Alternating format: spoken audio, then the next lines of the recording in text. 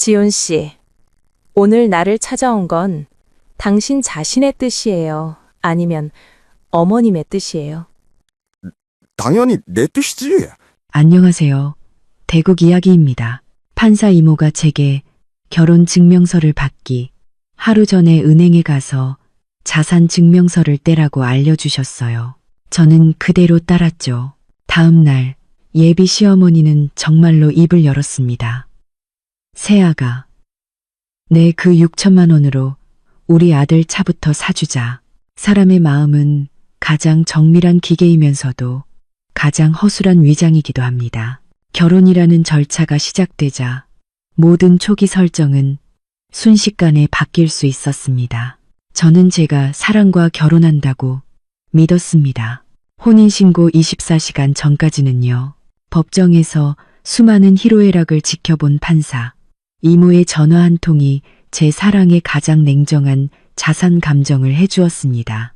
이 전화는 마치 수술용 메스처럼 가족이라는 따뜻하고 부드러운 껍질을 정확하게 갈라냈습니다. 그리고 그 아래에서 꿈틀 때는 계산이라는 어두운 속내를 보게 만들었죠. 민서야, 내일 혼인신고하지. 이모의 전화가 걸려왔을 때 저는 내일 입을 하얀 셔츠를 다리고 있었습니다. 전화기 너머의 목소리는 침착하고 차분했으며 직업이 부여한 독특한 설득력이 있었습니다. 마치 수화기를 뚫고 사람의 마음을 꿰뚫어 보는 듯했죠. 박지연 이모는 서울가정법원의 판사로 주로 가사 사건을 담당하셨습니다. 이모는 과거의 사랑을 속삭이던 연인들이 재산 분할을 위해 법정에서 마지막 남은 체면까지 버리는 모습을 너무나 많이 봐왔습니다. 네, 이모, 내일 오전 9시에 구청에서 뵈어요. 제 목소리에는 감출 수 없는 설렘이 가득했습니다. 손에 든 스팀 다리미가 순면 셔츠 위를 지나가자 따뜻한 김이 피어올랐습니다. 마치 미래에 대한 저의 아름다운 기대처럼요. 저와 이지훈 씨는 3년간 연애했습니다. 캠퍼스에서 시작해 직장인이 되기까지 우리의 관계는 안정적이었고 자연스럽게 결혼 이야기까지 나왔습니다. 이지훈 씨는 전형적인 좋은 남자였습니다. 성격은 온화하고 외모는 단정했으며 직업도 안정적이었습니다. 특히 저에게는 모든 것을 맞춰주었죠. 그의 집안은 평범한 직장인 가정이었습니다. 부모님은 인자하셨고 특히 예비 시어머니인 김영희 여사님은 저를 볼 때마다 손을 잡고 안부를 물으시며 친딸처럼 다정하게 대해주셨습니다. 너무 좋아하지만은 마. 이모의 목소리가 제 상상을 깨뜨렸습니다. 어조가 조금 더 진지해졌죠. 내가 네 이모가 아니라 판사의 입장에서 한 가지 일러둘 게 있다. 오늘 퇴근 후에 내 월급 통장이 있는 은행에 바로 가거라. 가서 개인예금 잔고 증명서를 발급받아. 꼭 기억해. 오늘 날짜를 기준으로 잔액을 증명해야 한다. 저는 잠시 멍해졌습니다. 다리미가 셔츠 깃에 멈춰섰고 뜨거운 증기가 손에 닿았습니다. 그건 뭐하러요? 이모, 저희 집이나 지훈 씨 집이나 그렇게 복잡한 집안 아니에요. 그럴 필요 없어요. 그럴 필요 없어요. 필요한지 아닌지는 지금 네가 판단할 수 있는 게 아니야. 이모의 말투는 단호했습니다.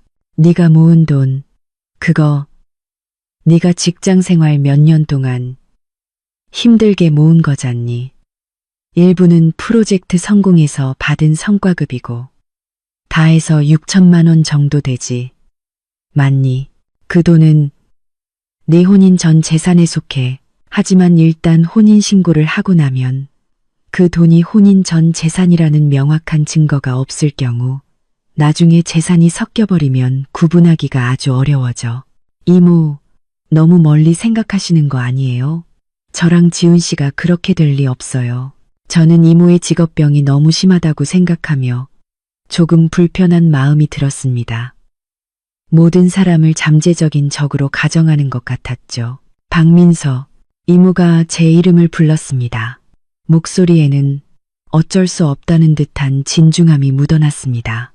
내가 처리한 이혼 소송만 300건이 넘어 그중 절반 이상은 결혼 전 똑같은 말을 했었지. 사람 마음은 변하는 거야. 그리고 환경은 그 변화를 촉진시키지. 아무 말도 아무 행동도 할 필요 없어. 그냥 은행 가서 서류 한 장 떼는 거야. 너 자신을 위한 법적인 보험 하나 들어두는 셈치고 만약 내일 아무 일도 없다면 그 종이는 그냥 휴지 조각이 되겠지. 하지만 만에 하나 무슨 일이 생긴다면 그게 널 지켜줄 마지막 방어선이 될 거다. 내 말 들어. 이모의 말은 뜨겁게 달아오른 제 마음에 부은 찬물 같았습니다. 저는 이모의 진심을 알았고 또 인간의 어두운 면을 너무 많이 봐왔기에 그렇게 조심스러워 한다는 것도 이해했습니다. 전화를 끊고 정성껏 다린 하얀 셔츠를 보니 갑자기 눈에 거슬리는 기분이 들었습니다. 결국 이성이 감성을 이겼습니다. 저는 다리미를 끄고 옷을 갈아입고 은행으로 향했습니다. 은행의 서늘한 에어컨 바람에 복잡했던 마음이 조금 가라앉았습니다. 은행원은 절차에 따라 제게 필요한 업무를 물었습니다. 제가 개인 예금 잔고 증명서를 발급받아 오늘 날짜로 잔액을 증명해달라고 하자 그녀는 저를 한번 쳐다봤습니다. 그 눈빛에 무언가 다른 의미가 담긴 것 같았죠. 수속을 마치고 은행 직인이 찍힌 얇은 종이 한 장을 손에 들었습니다. 얇았지만 왠지 모르게 묵직하게 느껴졌습니다. 종이 위에는 제 이름, 주민등록번호, 그리고 선명한 숫자 60, 245, 70원이 인쇄되어 있었습니다. 예금 잔액 기준일은 바로 오늘이었죠. 저는 그것을 조심스럽게 접어 가장 깊은 곳에 넣었습니다. 마치 남에게 알려서는 안 될 비밀을 감추는 것처럼요. 집으로 돌아오는 길에 이지훈 씨에게서 전화가 왔습니다. 목소리는 언제나처럼 부드러웠습니다. 민서야, 내일 입을 옷은 준비했어. 떨리지 않아? 난 너무 떨린다. 내일부터 네가 법적으로 내 아내가 된다고 생각하니까 아파트 단지를 몇 바퀴라도 뛰고 싶은 심정이야. 그의 사랑 넘치는 말을 들으니 제 마음속의 불편함과 의심은 순식간에 사라졌습니다. 저는 웃으며 대답했습니다. 준비 다 했어. 그냥 흰 셔츠 한 장인데 뭘 바보같이 굴지 마. 난 바보 맞아. 너한테 반한 바보지. 이지훈 씨는 전화기 너머에서 웃었습니다. 그 순간 저는 오후에 제가 했던 행동에 대해 약간의 부끄러움을 느꼈습니다. 어떻게 내가 이지훈 씨를 의심할 수 있었을까? 우리의 3년간의 사랑을 의심하다니. 이모는 좋은 뜻으로 말씀하신 거지만 지훈 씨를 잘 모르시는 거야. 우리의 미래는 분명 내가 상상하는 것처럼 아름다울 거야. 이 종이는 결국 휴지 조각이 될 운명이야. 저는 미래에 대한 기대와 이지훈 씨에 대한 믿음을 가득 안고 깊은 잠에 빠졌습니다. 불과 12시간 후에 제가 영원히 쓸모없을 거라 생각했던 이 휴지 조각이 제 반격의 유일한 무기가 될 줄은 꿈에도 몰랐습니다. 다음 날 햇살은 찬란했고 새로운 시작을 하기에 좋은 날이었습니다. 저는 약속대로 하얀 셔츠를 입고 옅은 화장을 했습니다. 거울 속 제 모습은 눈가와 입가에 웃음이 가득했습니다. 이지훈 씨는 아침 일찍 차를 몰고 저를 데리러 왔습니다. 그도 오늘 깨끗한 하얀 셔츠를 입고 머리도 신경 써서 손질한 모습이었습니다. 우리 아내, 오늘 정말 예쁘다. 그는 차문을 열어주며 반짝이는 눈으로 저를 바라보며 칭찬을 아끼지 않았습니다. 마음이 꿀처럼 달콤했습니다. 조수석에 앉으며 어젯밤의 불편함은 이미 저 멀리 날려버렸습니다. 우리는 바로 구청으로 가지 않았습니다. 예비 시어머니의 제안에 따라 먼저 그의 집에 들러 다 같이 식사를 하기로 했습니다. 단신 생활을 끝내고 가정을 이루는 의식 같은 것이라고 하셨죠. 저는 기꺼이 동의했고 시댁에서 저를 얼마나 중요하게 생각하는지를 보여주는 것이라 여겼습니다. 이지훈 씨의 집은 이미 새롭게 단장되어 있었습니다. 거실 탁자 위에는 과일과 간식이 가득 놓여 있었죠. 김영희 여사님과 이지훈 씨의 아버지 이성철 씨는 소파에 앉아 계시다가 저희가 들어서자마자 웃으며 반겨주셨습니다. 어머, 우리 민서 왔구나. 어서 앉아라. 김영희 여사님은 다정하게 제 손을 잡고 자기 옆에 앉히시며 제 모습을 찬찬히 뜯어보셨습니다. 우리 민서는 정말 예뻐. 우리 지훈이 옆에 서 있으니 정말 천생연분이구나. 이성철 씨는 말수가 적은 분으로 그저 인자하게 웃으며 저희에게 차를 따라주셨습니다. 분위기는 따뜻하고 화목했습니다. 김영희 여사님은 제 손을 잡고 결혼 후 계획부터 미래의 자녀 교육까지 평범한 일상 이야기를 나누셨습니다. 모든 것이 너무나 자연스럽고 정겨웠습니다. 저는 완전히 긴장을 풀고 곧 한 가족이 될 것이라는 친밀감을 만끽했습니다. 곧 식사가 차려졌습니다.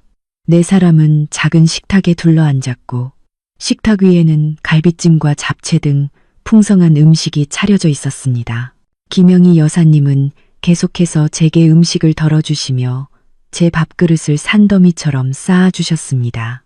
민서야, 많이 먹어라. 이제 한 가족인데 사양하지 말고. 그녀는 웃으며 말했습니다. 술이 몇 순배 돌고 음식을 어느 정도 먹었을 때였습니다. 이성철 씨는 술을 조금 마셔 얼굴이 붉어졌고 말수도 많아졌습니다. 그는 지훈 씨의 어릴 적 재미있는 이야기를 꺼내며 모두를 웃게 만들었습니다. 이처럼 화기애애한 분위기 속에서 김영희 여사님이 갑자기 화제를 돌렸습니다. 아무렇지 않은 듯 한마디 던졌죠. 지훈아, 너도 민서랑 혼인신고하면 이제 어른인데 제대로 된 차 한 대 뽑아야 하지 않겠니? 지금 그 낡은 차 끌고 다니면 거래처 사람들이 뭐라고 생각하겠어. 저는 순간 심장이 덜컥 내려앉았습니다. 젓가락을 쥔 손에 저도 모르게 힘이 들어갔습니다. 왔구나. 이모가 예언했던 시나리오가 시작되려 하고 있었습니다. 이지훈 씨는 술잔을 내려놓으며 난처한 표정을 지었습니다. 엄마, 지금 차도 괜찮아요. 차 바꾸는 건 급하지 않아요. 저희 이제 막 사회생활 시작했는데 돈이 어디 있어요. 너는 없지만 민서는 있잖니. 김영희 여사님의 시선이 가볍게 제게로 향했습니다. 그 얼굴에는 너무나 당연하다는 듯한 미소가 걸려 있었습니다. 내가 지훈이한테 들었는데 우리 민서가 몇 년 동안 야무지게 돈을 모아서 6천만 원이나 있다면서. 맞지? 그녀는 6천만 원이라는 숫자를 아주 힘주어 말했습니다. 분명 이지훈 씨가 말해준 것이겠죠. 저는 이지훈 씨를 쳐다봤습니다. 그는 제 시선을 피하며 고개를 숙인 채 밥만 먹고 있었습니다. 제 마음이 조금씩 가라앉기 시작했습니다. 제가 보물처럼 여기던 사랑하는 사람이 제가 모르는 사이에 제 모든 것을 그의 어머니에게 낱낱이 이야기했다는 사실을 깨달았습니다. 저는 바로 대답하지 않고 조용히 젓가락을 내려놓고 냅킨으로 입을 닦았습니다. 저의 침묵에 식탁 위의 분위기는 순간 미묘하게 변했습니다. 김영희 여사님은 눈치채지 못한 듯 혹은 제 기분을 전혀 신경 쓰지 않는다는 듯이 계속 말을 이어갔습니다. 민서야, 봐라. 너희 이제 곧 부부가 될 텐데 내 돈이 지훈이 돈이고 지훈이 돈이 내 돈이지. 뭘 그렇게 따지니. 우리도 내 돈을 뺏으려는 게 아니야. 그냥 먼저 꺼내서 지훈이 좋은 차 한 대 사주자는 거지. 제네시스 신형지 70. 지훈이가 오랫동안 마음에 들어 했잖아. 이것저것 합치면 딱 6천만 원 정도 할 거야. 너희 결혼하고 나서 지훈이가 새 차 끌고 출근하면 얼마나 폼나겠어. 너도 덩달아 체면이 서는 거고. 그녀의 말은 너무나 자연스러웠습니다. 마치 제가 돈을 내서 그녀의 아들에게 차를 사주는 것이 천경지혜인 것처럼요. 차종과 가격까지 미리 알아본 것을 보니 분명 오래전부터 계획했던 일이었습니다.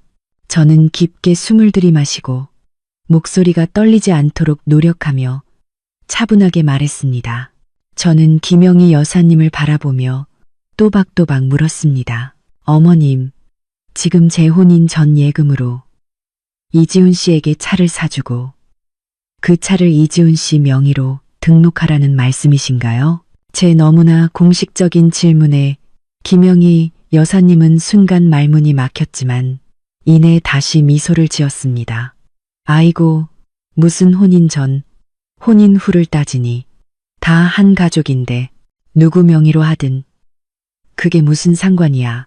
설마 우리 지훈이를 못 믿는 건 아니지? 그녀는 교묘하게 재산 문제를 신뢰의 문제로 둔갑시키며 저를 도덕적으로 압박하려 했습니다. 저는 미소를 지었지만 눈은 웃고 있지 않았습니다.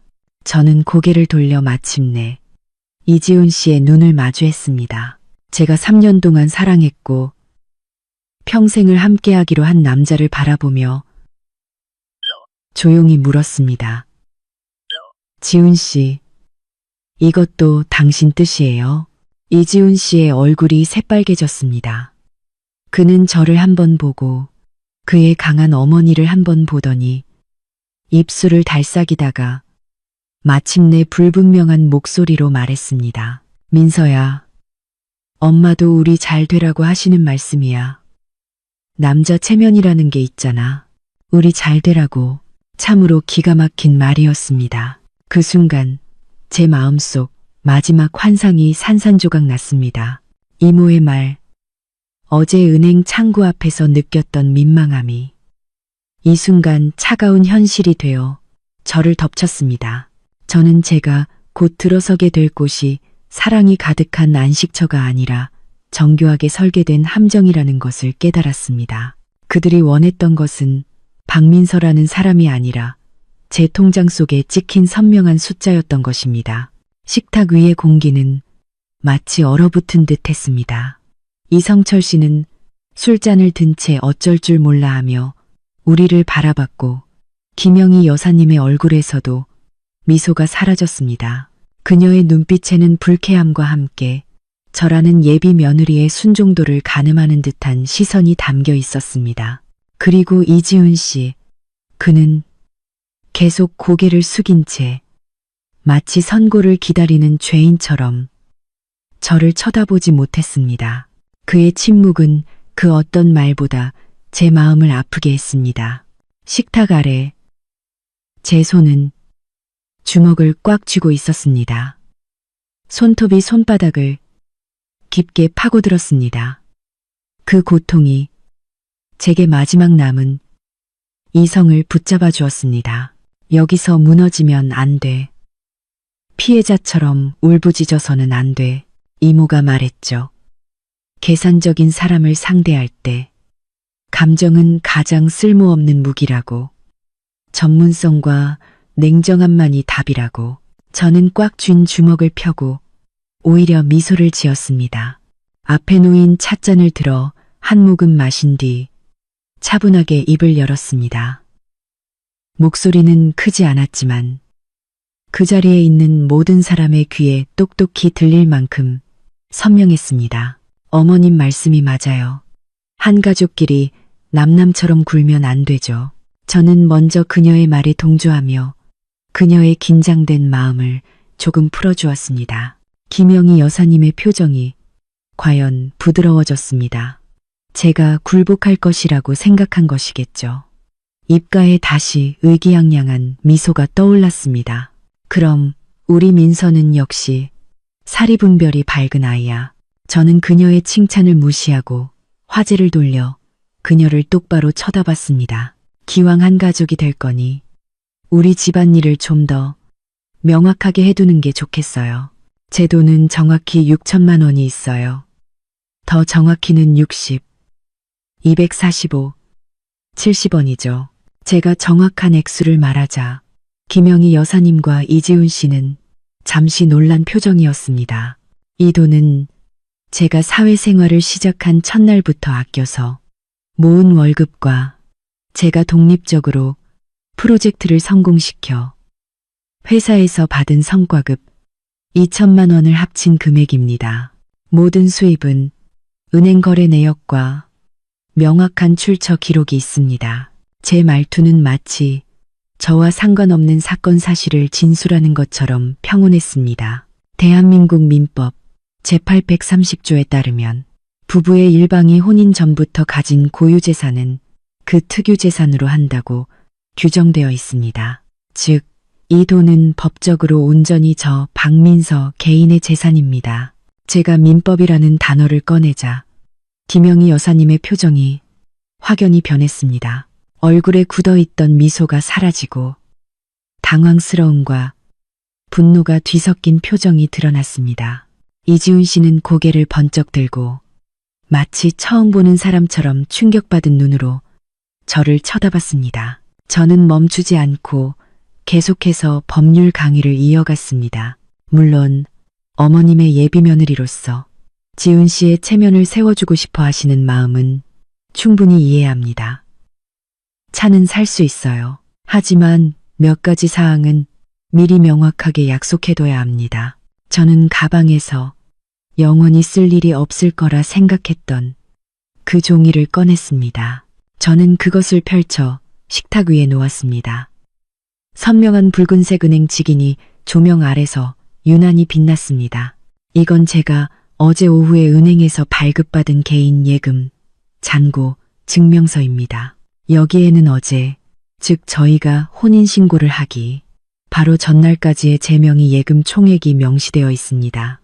이 서류는 법적 효력이 있으며 제 혼인 전 재산의 범위를 명확하게 증명합니다.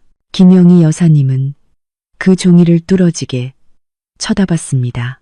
얼굴이 붉어졌다가 하얘지고 다시 파랗게 변하는 것이 장관이었습니다.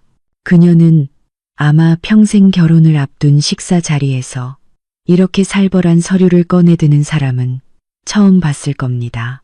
너 지금 이게 무슨 짓이야? 우리 집을 의심하는 거야?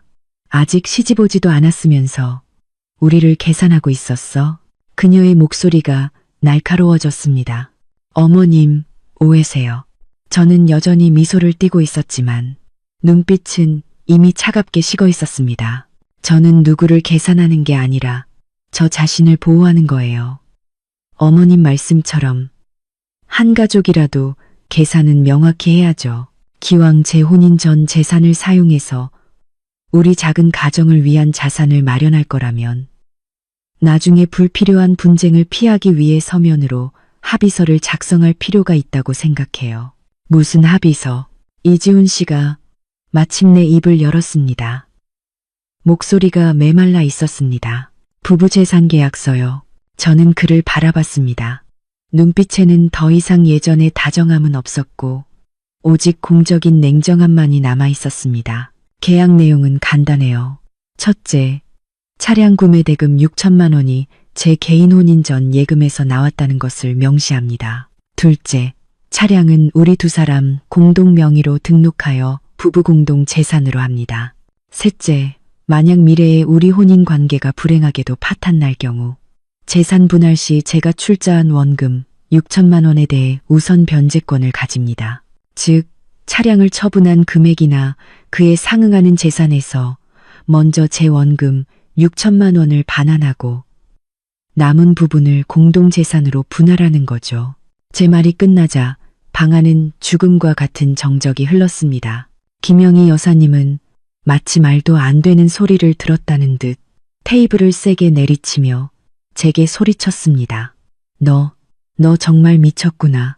내 아들이 너랑 결혼하는데 빅문서를 쓰라고? 세상에 그런 법이 어디 있어. 너 정말 속이 시커먼 여자구나. 우리 집은 너 같은 며느리 못 들인다. 이지훈 씨의 얼굴도 극도로 굳어졌습니다. 그는 실망과 비난이 가득한 눈으로 저를 쳐다봤습니다. 민서야, 어떻게 이렇게 변했어? 우리 3년의 사랑이 그깟 계약서 한 장보다 못해. 너 정말 실망스럽다. 그의 비통한 표정을 보니 갑자기 웃음이 나왔습니다. 실망. 대체 누가 누구에게 실망했다는 말인가? 결혼 전에 제 재산을 가족에게 다 알려주고 그들이 저를 계산하도록 내버려둔 사람이 누구였죠?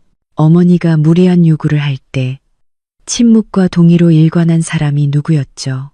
그리고 지금 이 순간 법으로 자신을 보호하려는 저를 비난하는 사람은 또 누구인가요? 변했다고요? 네, 변했죠. 저는 식탁 위에 예금 증명서를 거두어 조심스럽게 접어 가방에 다시 넣었습니다. 그리고 자리에서 일어나 이 가족을 내려다보며 말했습니다. 제가 어떻게 변했냐고요? 저는 단지 제 본 모습을 보여드렸을 뿐이에요. 제 목소리는 크지 않았지만 전례 없는 단호함이 깃들어 있었습니다. 법을 이용해 자신의 합법적인 권익을 보호할 줄 아는 성숙한 여성의 모습을요. 아무래도 이 식사는 더 이상 못하겠네요. 혼인신고도 오늘 할 필요는 없겠어요. 언제 당신들이 제 말을 이해하게 되면 그때 다시 이야기하죠. 말을 마친 저는 더 이상 그들을 쳐다보지 않고 문을 열고 뒤도 돌아보지 않고 걸어 나갔습니다. 등 뒤에서 김영희 여사님의 분노에 찬 욕설과 그릇 깨지는 소리가 들려왔습니다. 햇살 아래로 걸어 나오자 마침내 눈물이 터져 나왔습니다. 하지만 슬픔의 눈물이 아니라 안도의 눈물이었습니다. 고마워요, 이모. 모든 것을 똑똑히 보게 해주셔서. 저는 집으로 가지 않고 바로 택시를 타고 이모의 사무실로 향했습니다. 이모는 사무실에서 서류를 정리하고 있었습니다. 붉어진 제 눈을 보고도 전혀 놀라지 않고 그저 조용히 따뜻한 물 한 잔을 따라 주었습니다. 깨졌구나, 이모가 물었습니다. 저는 물컵을 받았습니다. 손끝에서 전해오는 따뜻한 온기가 마음속의 한기를 조금 덜어주었습니다. 저는 고개를 끄덕이고 방금 식탁에서 있었던 모든 일을 그대로 이야기했습니다. 김영희 여사님의 당연하다는 듯한 요구부터 이지훈 씨의 침묵과 비난, 그리고 제가 예금 증명서를 꺼내 부부 재산계약서 작성을 제안하기까지의 모든 것을요. 이모는 조용히 듣고만 있었습니다. 제가 말을 다 마칠 때까지 한마디도 끼어들지 않았죠. 이야기가 끝나자 이모는 마침내 입을 열었습니다. 목소리에는 칭찬의 기색이 담겨 있었습니다. 아주 잘했다. 민서야, 네가 생각보다 훨씬 더 침착하고 전문적으로 대처했구나. 감정적인 싸움에 휘말리지 않고 법적인 도구를 이용해 내 입장을 명확히 한 것. 그게 바로 문제를 해결하는 올바른 방식이야. 하지만 이모, 너무 슬퍼요. 제 목소리가 메어왔습니다. 3년의 사랑이. 저는 우리 사이가 순수하다고 믿었는데 결국 이렇게 적나라한 거래가 될 줄은 몰랐어요. 지훈 씨, 그 사람이 어떻게 저한테 그럴 수 있죠? 그건 그 사람 혼자서 너와 연애한 게 아니기 때문이야. 그는 자신의 원가족이 가진 가치관과 이해관계를 모두 짊어지고 너와 만났던 거다. 이모는 제 곁으로 와서 어깨를 가볍게 두드려 주었습니다. 그들 입장에서는 아들의 결혼은 가족 전체의 자산을 재구성하는 기회였던 거지. 네가 가족이 된다는 건 단순히 사람이 하나 늘어나는 게 아니라 상당한 자산을 가지고 오는 거니까. 그들은 결혼 전에 서둘러서 그 자산의 사용권과 소유권을 모호하게 만들거나 아예 자신들의 가족 자산으로 전환하고 싶었던 거야. 많은 가정에서 이건 아주 뿌리 깊은 관념이란다. 그럼 지훈 씨는요? 그 사람이 저를 사랑한 것도 거짓이었을까요? 저는 여전히 한 가닥 희망을 버리지 못하고 있었습니다. 그는 널 사랑했을 수도 있어. 하지만 그 사랑에는 조건이 붙어 있었고 또 아주 나약했지. 그의 사랑이 원가족의 이익, 특히 어머니의 의지와 충돌했을 때 그는 습관적으로 양보하고 순종하는 쪽을 택한 거야. 그런 남자를 우리는 정신적으로 젖을 떼지 못했다고 말하지. 그는 독립적인 개체가 되어 너와 함께 건강하고 평등한 새로운 가정을 꾸릴 능력이 없는 사람이야. 그는 마치 내 곁에 있는 어머니의 대리인 같은 존재였던 거지. 이모의 말은 전곡을 찔렀습니다. 저는 이지훈 씨와 함께했던 지난 날들을 떠올렸습니다. 그는 제게 정말 잘해주었지만 생각해보니 김영희 여사님의 뜻을 한 번도 거스른 적이 없었습니다. 김영희 여사님이 주말에 집에 오라고 하면 그는 한 번도 빠진 적이 없었고 어떤 옷이 어울리지 않는다고 하면 다시는 그 옷을 입지 않았습니다. 심지어 영화를 보러 갈 때도 엄마가 너무 늦는다고 생각하시지 않을까? 라고 먼저 묻곤 했습니다. 저는 과거에 그것이 효심이라고 생각했지만 이제야 그것이 벗어날 수 없는 의존과 통제였다는 것을 깨달았습니다. 바로 그때 제 휴대폰이 미친 듯이 울리기 시작했습니다. 이지훈 씨였습니다. 저는 화면에 뜨는 이름을 보며 전화를 받을지 망설였습니다. 받아봐. 이모가 말했습니다. 무슨 말을 하는지 들어봐. 그게 그의 본 모습을 확인하는 마지막 단계가 될 거다. 저는 깊게 숨을 들이마시고 통화 버튼을 눌렀습니다. 박민서, 너 대체 원하는 게 뭐야? 우리 엄마 너 때문에 심장병으로 쓰러지실 지경인 거 알아? 전화가 연결되자마자 이지훈 씨의 고함이 터져 나왔습니다. 예전의 다정함은 온데간데 없었죠. 당장 돌아와서 우리 엄마한테 사과해. 안 그러면 이 결혼은 없는 걸로 알아. 그의 목소리에는 분노와 억울함이 가득했습니다. 마치 제가 무리한 요구를 한 죄인인 것처럼요. 저는 기가 막혀 웃음이 나왔지만 목소리는 얼음처럼 차가웠습니다. 이지훈 씨, 사과해야 할 사람은 내가 아니에요. 어머님의 건강은 내 개인 재산을 뺏으려다 실패한 충격 때문이겠죠. 법적으로 저는 아무 잘못도 없어요. 오히려 오늘 당신들의 행동은 제 개인 재산권에 대한 위협을 구성했어요. 아직도 법 타령이야. 박민서, 우린 사랑을 이야기하는 거지. 재판하는 게 아니라고. 이지훈 씨의 말투는 이해할 수 없다는 듯 했습니다. 왜 그렇게 계산적이야? 그깟 돈 때문에 우리 결혼하면 내 월급 통장도 다 너한테 줄 수 있는데 아직도 만족 못해. 이건 돈의 문제가 아니라 존중의 문제예요. 저는 또박또박 반박했습니다. 당신과 당신 가족은 처음부터 끝까지 저를 존중하지 않았어요. 당신들은 제 예금만 받지 제 인격은 무시했어요. 이지훈 씨, 스스로에게 물어보세요. 오늘 이 일이 만약 제게 그 6천만 원이 없었다면 일어나지 않았을까요? 제가 아무런 저축도 없는 평범한 여자였다면 당신 어머니가 그렇게 열정적으로 우리 결혼을 재촉하셨을까요? 전화기 저편이 조용해졌습니다. 이지훈 씨는 제 질문에 할 말을 잃었습니다. 한참 후에야 그의 말투가 부드러워졌습니다. 피곤함과 애원이 섞인 목소리였죠. 민서야, 우리 그만 싸우자. 응? 엄마가 잘못한 거 인정해. 하지만 연세도 있으시고 다 나 잘 되라고 그러신 거잖아. 네가 한 번만 참아주면 안 될까? 나를 위해서 우리 3년의 사랑을 생각해서라도 그 계약서 쓰지 말고 차도 내 돈으로 안 사면 되잖아.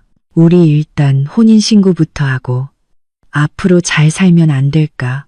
그의 말은 마치 타협하고 화해하자는 것처럼 들렸습니다. 하지만 법률을 공부한 저는 그 말 속에 숨겨진 함정을 즉시 알아차렸습니다. 계약서도 안 쓰고 차도 안 산 채로 일단 혼인신고부터 하자. 일단 혼인신고를 하면 우리는 법적인 부부가 됩니다. 오늘 이 싸움은 결혼 전의 사소한 다툼으로 치부될 것이고 그 6천만 원의 존재는 여전히 그들 마음속에 가시이자 언제든 손댈 수 있는 목표물로 남게 될 겁니다.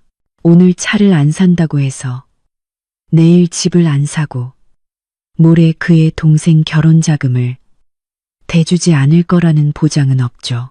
명확한 법적 경계가 없는 한 제 혼인 전 재산은 언제든 뒤섞일 위험에 처하게 됩니다. 이것은 전형적인 시간 끌기 전술이었습니다.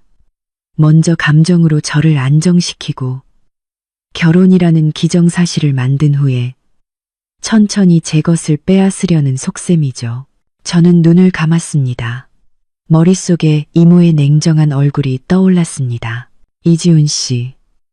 저는 차분하게 입을 열었습니다.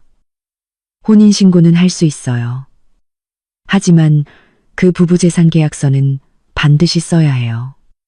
이게 제 마지막 선이에요. 더 이상 물러설 곳은 없어요. 언제 당신 어머니를 설득해서 동의를 받아오면 그때 구청에 가도록 하죠. 그렇지 않으면 우리 관계는 여기서 끝이에요.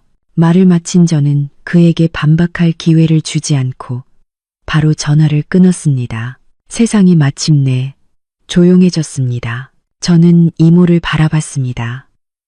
이모는 제게 긍정의 미소를 보여주었습니다. 저는 알았습니다. 오늘부터 제 인생은 진정으로 제 손에 쥐어졌다는 것을요. 전화를 끊은 후 일주일은 제 인생에서 가장 길고도 가장 정신이 맑았던 시간이었습니다. 이지훈 씨는 더 이상 전화를 걸지 않고 대신 계속해서 메시지를 보냈습니다.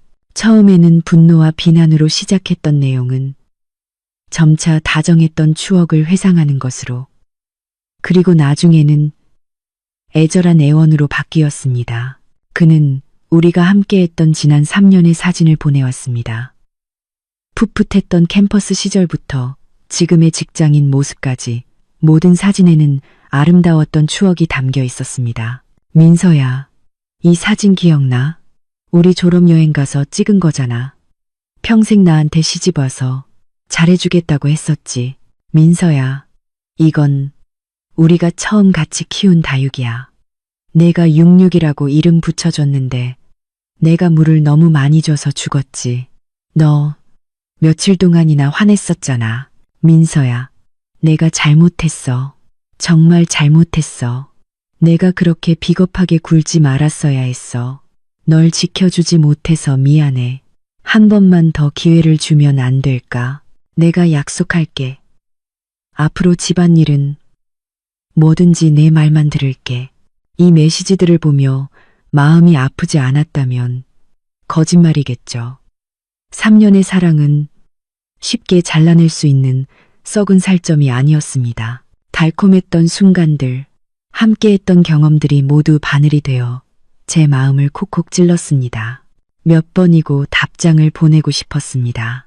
그가 정말로 독립해서 어머니의 통제에서 벗어날 수만 있다면 우리에게 아직 기회가 있을지도 모른다고 말하고 싶었습니다. 하지만 그럴 때마다 이모의 말이 귓가에 맴돌았습니다. 그가 무슨 말을 하는지 보지 말고 무슨 행동을 하는지를 보거라. 그가 한 행동은 무엇이었을까요? 그는 그저 값싼 말과 추억으로 저를 흔들려 했을 뿐, 제 핵심 요구사항인 계약서 작성에 대해서는 한 번도 정면으로 답하지 않았습니다. 심지어 어머니를 설득하려 노력했는지조차 언급하지 않았죠. 이는 그에게 있어 저를 구슬려 타협하게 만드는 것이 어머니의 분노를 마주하는 것보다 훨씬 쉽다는 것을 의미했습니다. 그는 가장 쉬운 길, 즉 제 원칙을 희생시켜 자신의 가정의 평화를 얻는 길을 택한 것입니다. 이 점을 깨닫고 나니 저는 더 이상 그의 메시지에 답장하지 않았습니다. 저는 스스로를 바쁘게 만들기 시작했습니다. 모든 에너지를 일에 쏟아부었죠. 복잡한 사건을 맡아 매일 밤늦게까지 야근하며 고된 업무로 스스로를 마비시켰습니다. 그와 동시에 김영희 여사님도 가만히 있지 않았습니다. 그녀는 제게 직접 연락하는 대신 우회적인 방법을 썼습니다. 먼저 저희 부모님을 찾아갔습니다. 저희 부모님은 성실하고 평범한 분들로 저와 이지훈 씨의 결혼을 기쁘게 생각하고 계셨습니다. 김영희 여사님은 전화로 울면서 제가 얼마나 속물인지, 얼마나 속이 검은지, 시집 오기도 전에 법을 이용해 자기 집안을 계산하려 들었는지 하소연했습니다. 그녀는 흑백을 뒤바꿔 저를 불효하고 돈만 밝히는 악녀로 만들었습니다. 부모님은 어리둥절해하며 제게 전화를 걸어왔습니다.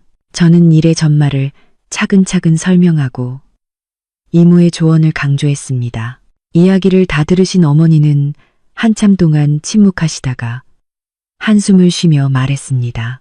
민서야, 네가 옳다는 건 알겠다만 이렇게까지 시끄러워진 결혼 나중에 정말 하게 되더라도 잘 살 수 있겠니? 반면 아버지는 단호하게 제 편을 들어주셨습니다. 딸, 걱정하지 마라. 우리가 남의 것을 탐내지는 않지만 남이 우리를 함부로 하게 둬서도 안 된다. 그 돈은 네가 피땀 흘려 번 돈인데 왜 그 집 차를 사주는 데 써야 하니? 그 집안 태도가 그렇다면 이 결혼 안 하는 게 낫다. 부모님의 이해와 지지를 얻으니 마음이 한결 놓였습니다. 이어서 김영희 여사님은 여론전을 시작했습니다. 그녀는 친척과 이웃들 사이에 뜬소문을 퍼뜨렸습니다. 저희 집이 얼마나 자기 집을 무시하는지, 제가 돈 몇 푼 있다고 얼마나 거들먹거리는지에 대해서요. 순식간에 온갖 험담이 제 귀에 들어왔습니다. 그 집 딸 보통이 아니라던데 결혼도 전에 시댁돈을 관리하려고 든다더라. 그러게 말이야. 요즘 애들은 너무 영악해서 탈이야. 이런 뜬소문들에 대해 저는 무시하기로 했습니다. 인지 수준이 다른 사람들에게 법과 권리에 대해 설명하는 것은 소귀의 경읽기나 다름없다는 것을 알았기 때문입니다. 제가 할 수 있는 유일한 것은 제 원칙을 지키는 것이었습니다. 하지만 제가 예상치 못했던 것은 이지훈 씨마저 이 압박 작전에 가담했다는 사실입니다. 금요일 퇴근길 회사 정문을 나서자마자 저는 커다란 장미 꽃다발을 들고 서 있는 이지훈 씨를 발견했습니다. 그는 조금 수척해 보였고 저를 보자마자 다가왔습니다. 민서야. 그는 꽃을 제게 내밀며 기대에 찬 눈빛으로 말했습니다. 나를 용서해줘. 주변 동료들이 호기심 어린 눈으로 쳐다봤고 몇몇은 웅성거리기 시작했습니다. 저는 미간을 찌푸리고 꽃을 받지 않았습니다. 조용한 데 가서 이야기하죠. 저는 차갑게 말했습니다. 우리는 회사 근처 카페로 갔습니다. 자리에 앉자마자 이지훈 씨는 다급하게 말했습니다. 민서야, 내가 잘못했어. 엄마랑은 이미 한바탕 싸웠어. 그냥 연세 드신 분이라 생각이 짧으셨던 거야. 네가 이해해줘. 그래서 계약서는 동의하셨어요? 저는 단도직입적으로 물었습니다. 이지훈 씨의 눈빛이 흔들렸습니다. 그는 커피를 한 모금 마시며 얼버무렸습니다. 계약서가 그렇게 중요해? 민서야, 우리 예전처럼 그냥 단순하게 사랑하면 안 될까? 날 믿어줘. 앞으로 내가 정말 잘할게. 돈도 다 너한테 맡길게. 저는 그를 보며 극심한 실망감을 느꼈습니다. 그는 여전히 문제의 본질을 회피하고 있었습니다. 이지훈 씨, 오늘 나를 찾아온 건 당신 자신의 뜻이에요. 아니면 어머님의 뜻이에요. 저는 갑자기 상관없어 보이는 질문을 던졌습니다. 그는 제가 그렇게 물을 줄 몰랐다는 듯이 당황했습니다. 당연히 내 뜻이지. 그는 즉시 대답했지만 그 순간의 망설임이 이미 그를 배신했습니다. 저는 슬픈 미소를 지었습니다. 가방에서 휴대폰을 꺼내 녹음 파일을 재생했습니다. 회사 앞에서 기다려. 꽃 좀 많이 사가고. 여자들은 다 그런 거에 약해. 태도를 좀 부드럽게 해서 일단 혼인신고부터 하라고 구슬려. 절대 계약서 이야기는 꺼내지 말고 앞으로 다 내 말 듣겠다고 해. 일단 붙잡아만 둬. 우리 식구가 되고 나면 그 돈은 조만간 네 돈이 될 테니까. 김영희 여사님의 날카로운 목소리가 흘러나왔습니다. 이 녹음은 이지훈 씨네 아파트에 사는 먼 친척 동생이 몰래 녹음해서 제게 보내준 것이었습니다. 이지훈 씨의 얼굴이 순식간에 새하얗게 질렸습니다. 그는 믿을 수 없다는 듯 제 휴대폰을 쳐다보며 입술을 떨 뿐 한마디도 하지 못했습니다. 저는 녹음을 끄고 그를 조용히 바라보며 또박또박 말했습니다. 이지훈 씨, 이게 당신이 말한 엄마랑 싸웠다는 건가요? 이게 당신의 자신의 뜻인가요? 오늘 이 화해의 제스처마저 치밀하게 계획된 연극이었군요. 내가 바보였어요. 아직도 당신에게 한 가닥 희망을 가졌었다니. 저는 자리에서 일어나 그를 내려다보며 말했습니다. 그날 식탁에서처럼요. 우리 사이는 이걸로 완전히 끝이에요. 다시는 찾아오지 마세요. 그렇지 않으면 이 녹음 파일을 당신네 회사 사내 게시판에 올리게 될지도 모르니까요. 말을 마치고 저는 미련 없이 돌아섰습니다. 등 뒤에서 커피잔이 바닥에 떨어져 깨지는 소리가 들렸습니다. 저와 이지훈 씨의 3년도. 이 잔처럼 산산조각. 나 다시는 되돌릴 수 없게 되었습니다. 그리고 이 전쟁은 이제 막 시작된 것 같았습니다. 이지훈 씨와 완전히 끝낸 후의 날들은 오히려 그와 얽혀 있을 때보다 훨씬 평온했습니다. 저는 그의 모든 연락처를 차단하고 그와 관련된 모든 사진과 기록을 삭제했습니다. 카페 앞에 버려졌던 장미 꽃다발은 시들어버린 우리의 사랑처럼 청소부에 의해 쓰레기통에 버려졌습니다. 저는 일이 이대로 끝날 것이라 생각했지만 김영희 여사님의 전투력은 제 상상을 초월했습니다. 그녀는 이번에는 제 직장을 건드렸습니다. 저는 법무법인에서 대표 변호사님의 비서 겸 보조원으로 일하고 있었습니다. 전문성이 강하고 꼼꼼함을 요구하는 일이었고 저는 늘 성실하게 일하며 대표님의 신임을 얻고 있었습니다. 어느 날 오후 중요한 계약서를 정리하고 있는데 대표이신 왕 변호사님이 저를 사무실로 부르셨습니다. 표정이 매우 엄숙했죠. 박 대리, 이지훈 씨랑 결혼하기로 했었죠? 왕 변호사님은 단도직입적으로 물었습니다. 저는 불길한 예감이 들었습니다. 원래 그럴 계획이었지만 지금은 헤어졌습니다. 왕 변호사님은 미간을 찌푸리며 서랍에서 편지 한 통을 꺼내 제게 내밀었습니다. 직접 한번 봐요. 그것은 손으로 쓴 투서였습니다. 글씨는 삐뚤빼뚤했고 감정적인 단어들로 가득했습니다. 서명란에는 김영이라는 이름이 적혀 있었죠. 편지의 내용은 온갖 비방으로 가득했습니다. 제가 품행이 단정치 못하고 아들과 연애하는 동안에도 온갖 계산을 하며 재산을 빼돌리려 했다는 내용이었습니다. 그녀는 제가 예금 증명서를 떼고 부부재산계약서 작성을 요구한 행동을 법률 지식을 악용하여 결혼 전부터 부부재산을 가로채려는 음모로 왜곡했습니다. 편지에서 가장 악독한 구절은 이것이었습니다. 법을 가족을 계산하는 도구로 쓰는 이런 사람이 법률 업무에 종사할 자격이 있겠습니까? 귀사에서 계속 이런 사람을 쓴다면 우리는 귀사의 전문성에 대해 의심할 수밖에 없습니다. 저는 온몸이 떨렸습니다.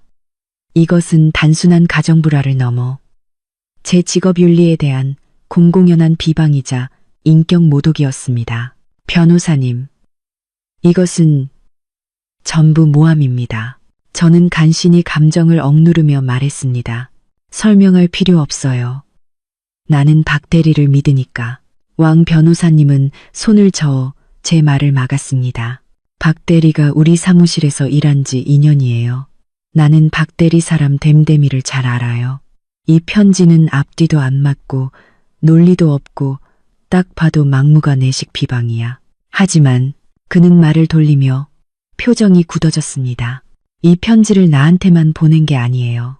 이걸 수십 부 복사해서 우리 사무실의 모든 파트너 변호사들에게 보냈고 심지어 우리 주요 고객사 2곳에도 보냈어요. 제 심장이 얼음장처럼 차가워졌습니다.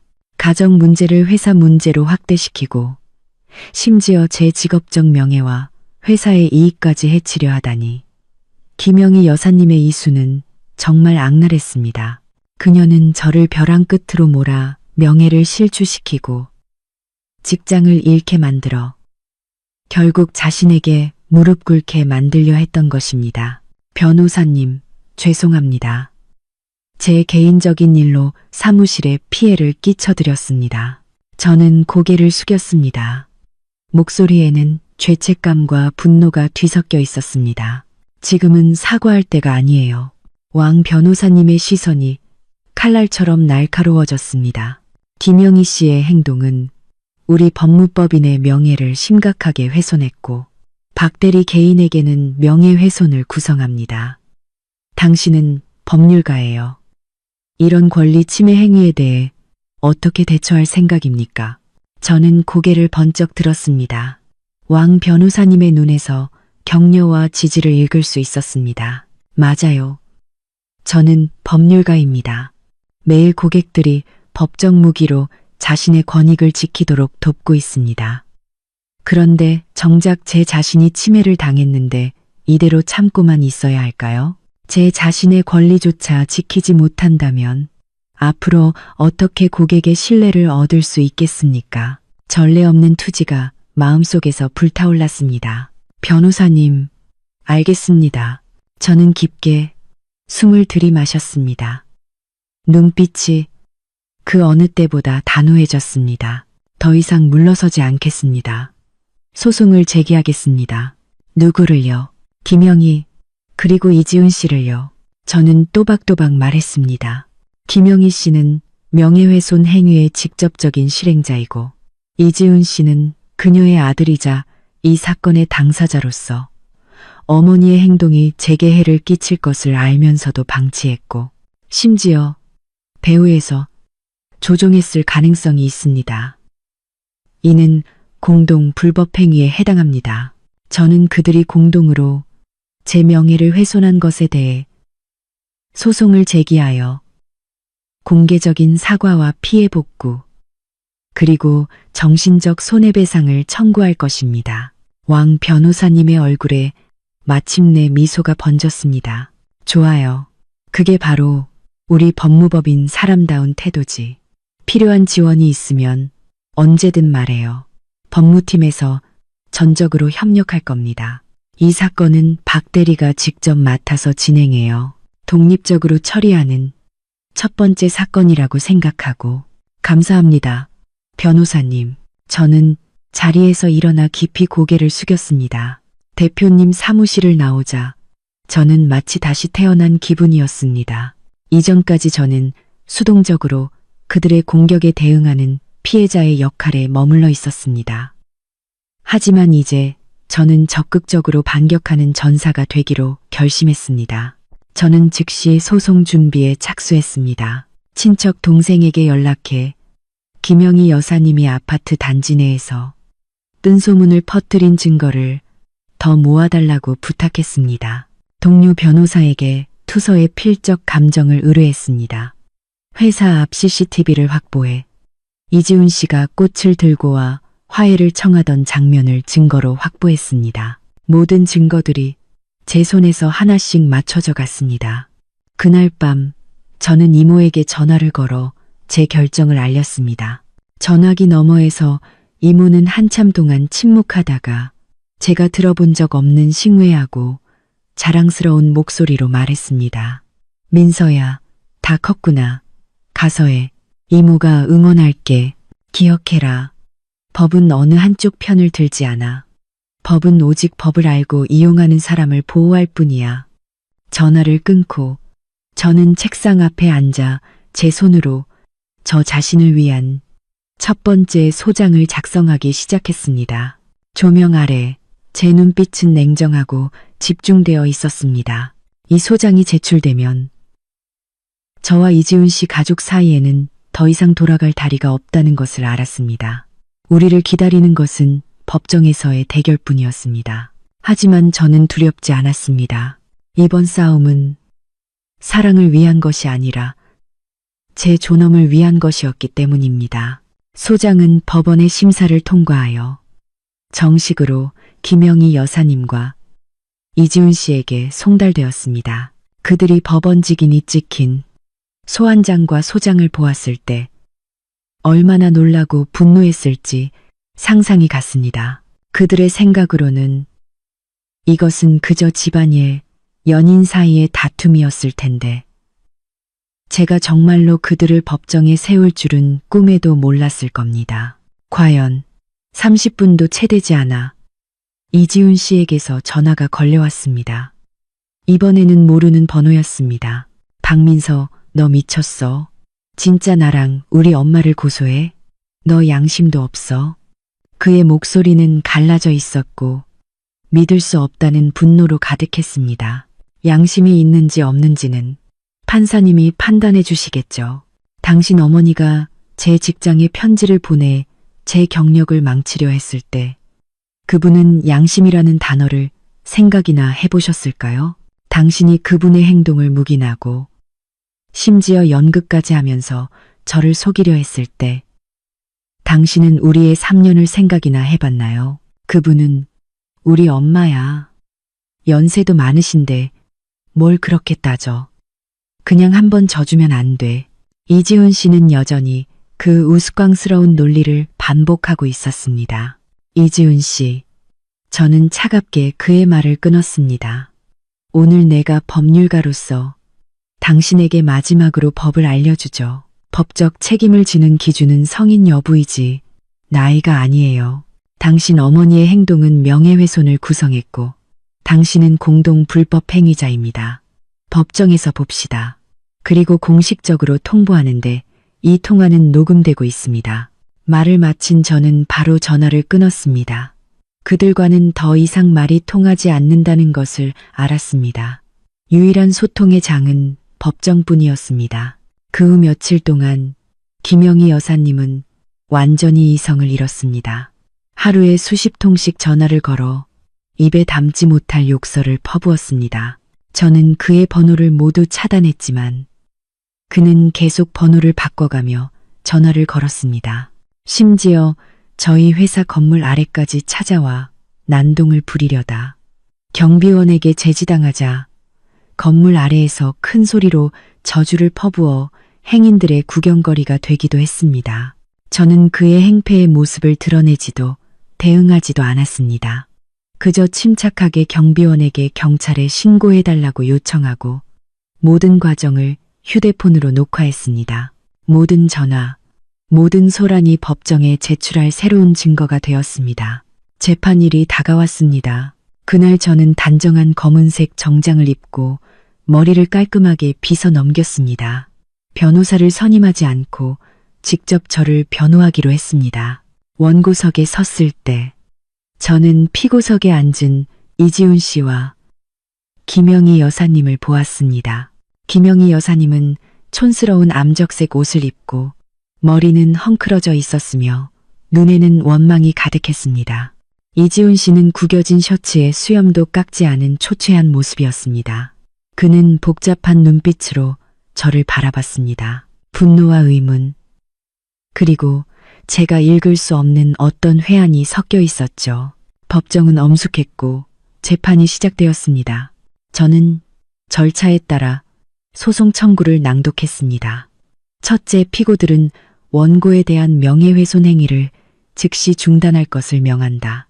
둘째, 피고들은 주요일 간지 비연 예면에 및 원고의 직장 내부에 공개적으로 사과하고 원고의 명예를 회복시키기 위한 조치를 취할 것을 명한다.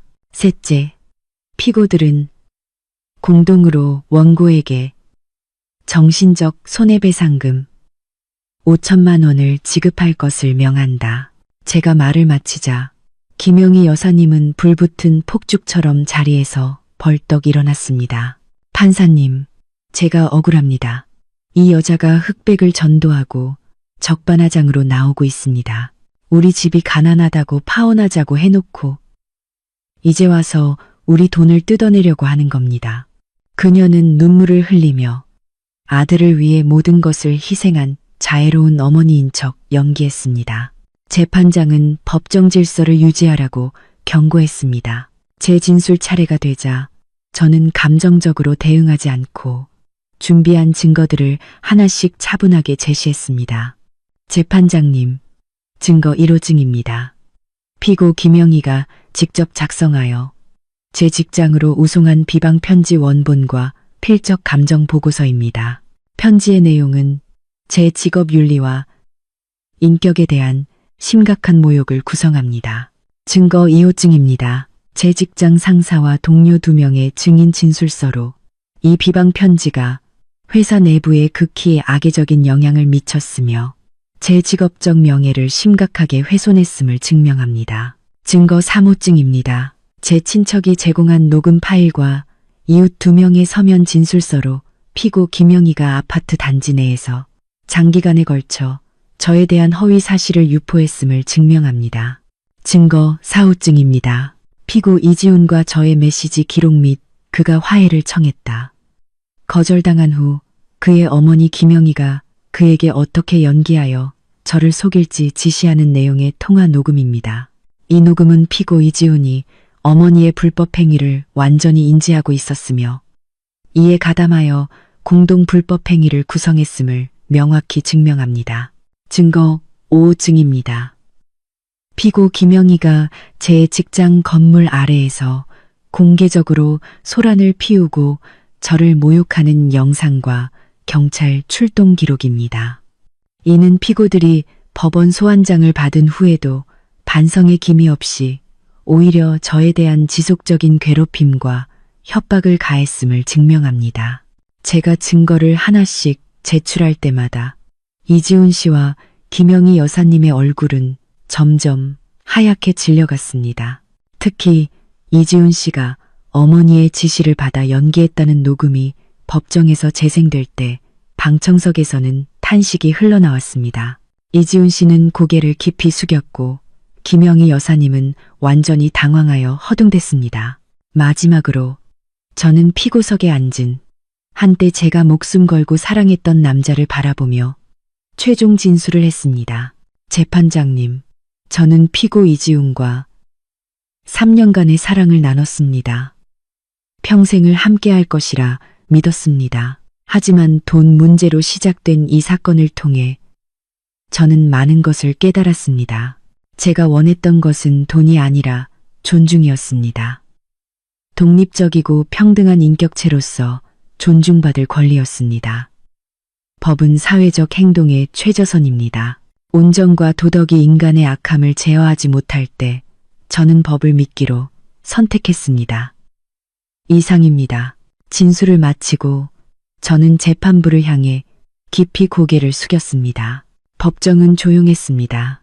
이지훈 씨의 어깨가 미세하게 떨리는 것을 보았고 김영희 여사님은 싸움에서 진닭처럼 의자에 주저앉아 있었습니다.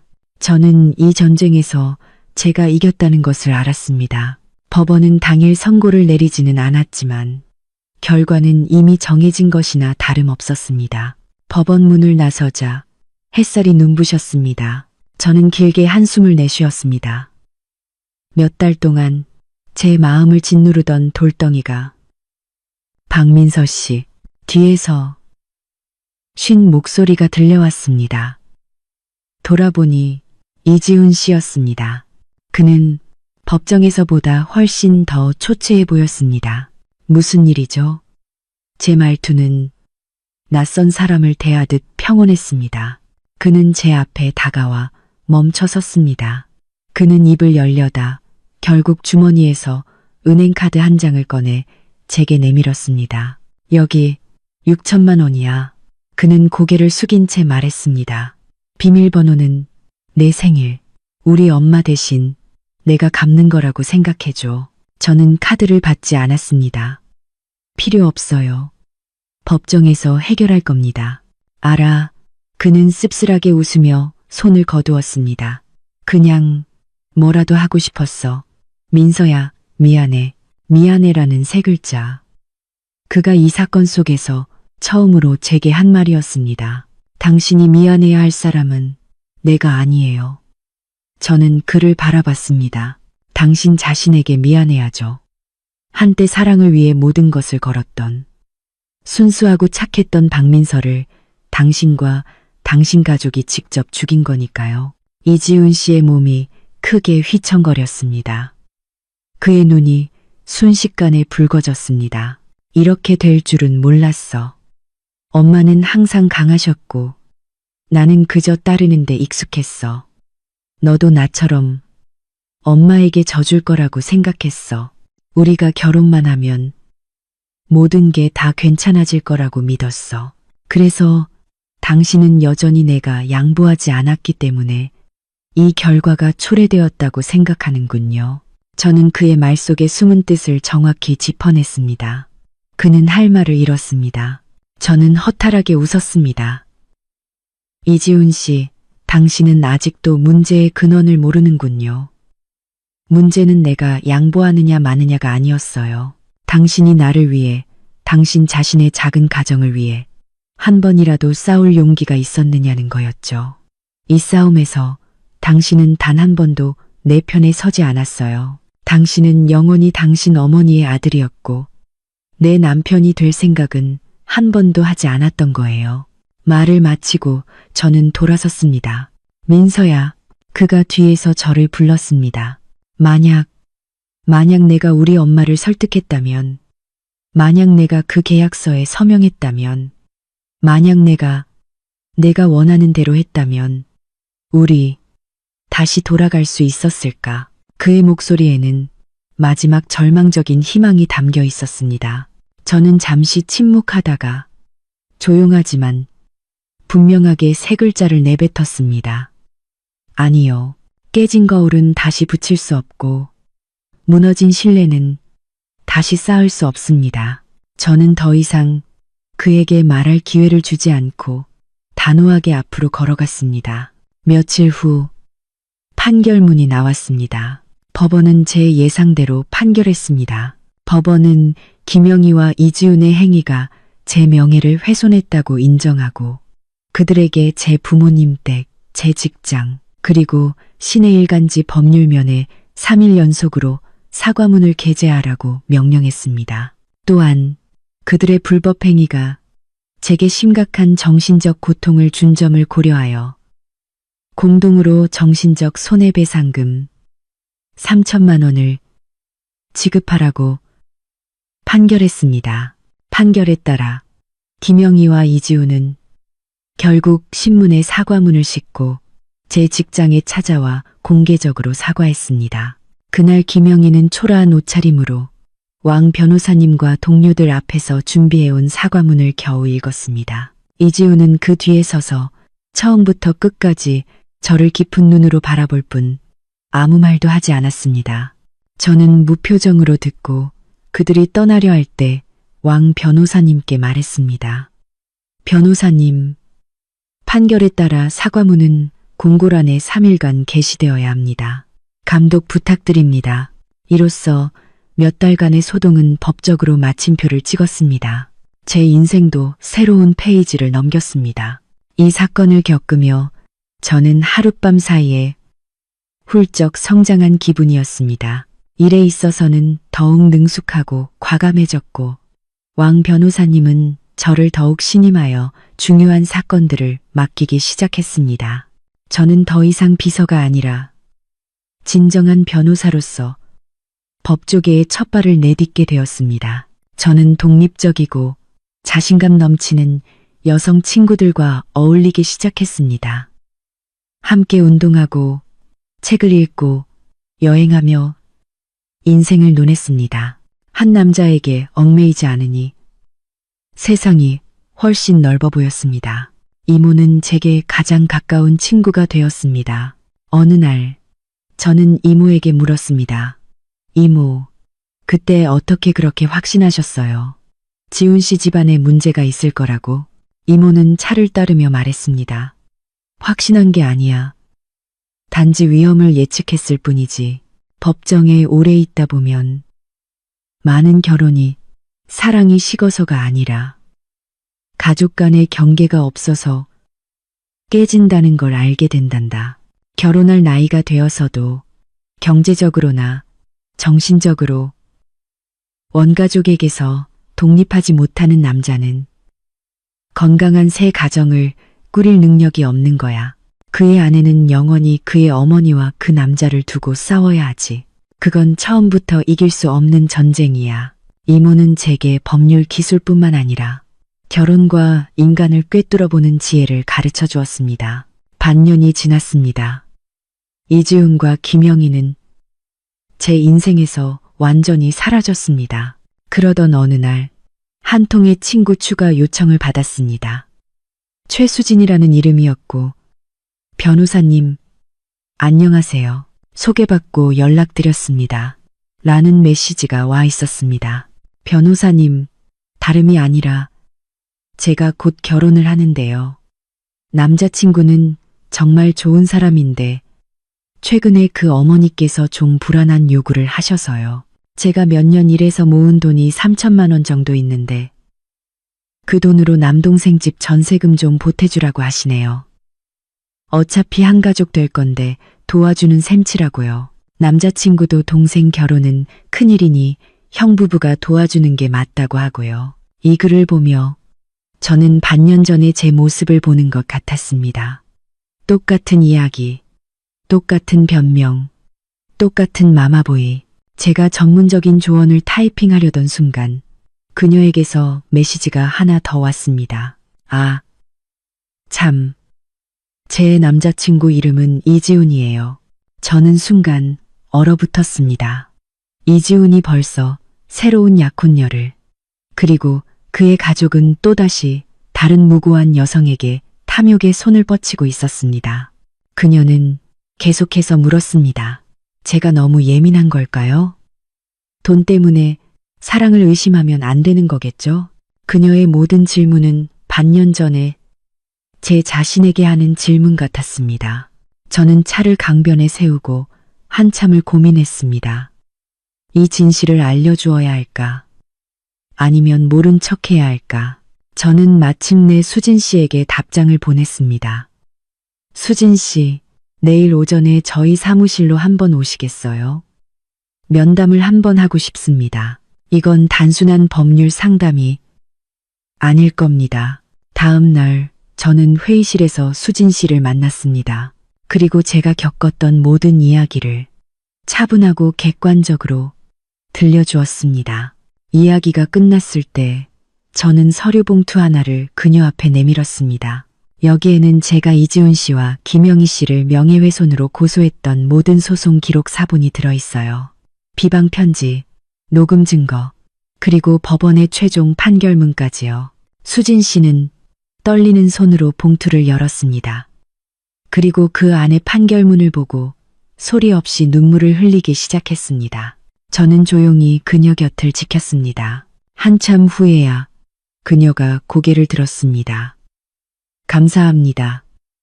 변호사님, 정말 감사합니다. 수진 씨, 선택은 당신의 몫이에요.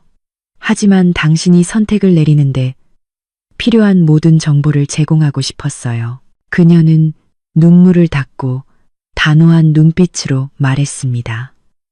알겠습니다.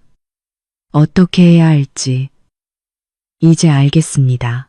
3일 후 수진 씨에게서 메시지가 왔습니다. 변호사님, 저 그 사람과 헤어졌어요. 판결문 사진을 보내주니 아무 말도 못하더군요. 나중에 김영희 여사님께 욕설 전화가 왔지만 하나도 슬프지 않고 오히려 다행이라는 생각만 들었어요. 제게 다시 시작할 기회를 주셔서 감사합니다. 고객이 아니라 친구로서 꼭 식사 대접하고 싶어요.